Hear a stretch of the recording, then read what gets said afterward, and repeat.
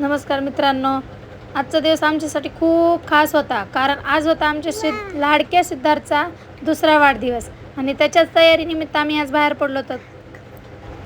वाढदिवस म्हटलं की मोठा कार्यक्रम, खूप पाहुणे आणि मोठी अशी तयारी नेहमीच असते.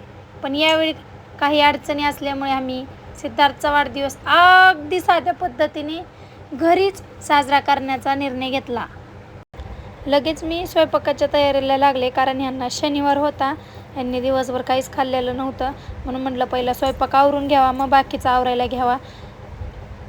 हे 2 वर्ष कसे निघून गेले हे कळलंच नाही. या 2 वर्षात त्यांनी आमच्या घरात खूप सारा आनंद, हसू, प्रेम आणलं.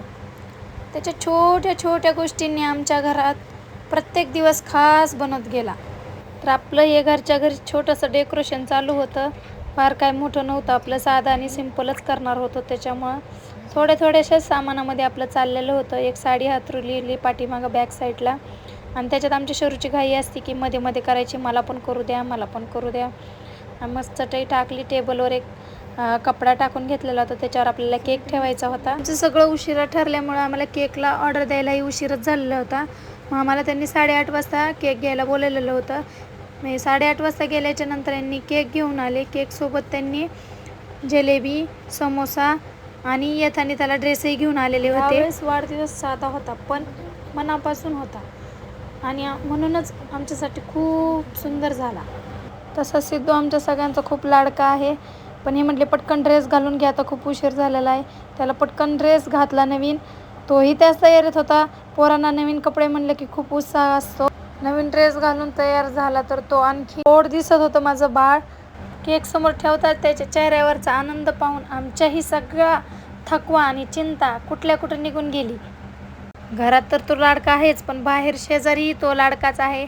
सगळ्यांनी आम्ही एक करून ऑप्शन करून घेतलं. त्याच्यातही त्याची गडबड चालू होती.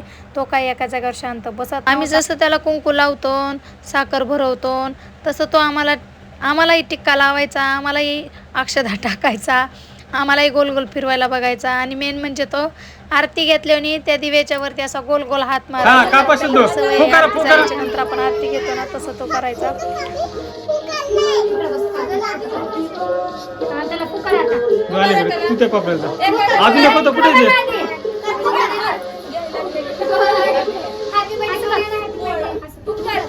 फुकारा अजून एक कुठे.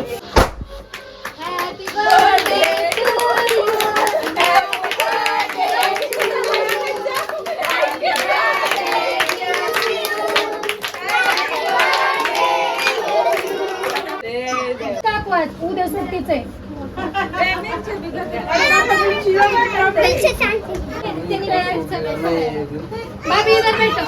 सिद्धार्थला आयुष्यात नेहमी चांगलं आरोग्य, भरपूर आनंद, सुख मिळो हीच देवाकडे मनापासून प्रार्थना. आमच्या या छोट्याशा आनंदात तुम्हीही सहभागी व्हा आणि सिद्धार्थला तुमच्या प्रेमाचा आणि आशीर्वादाचा वर्षाव करा.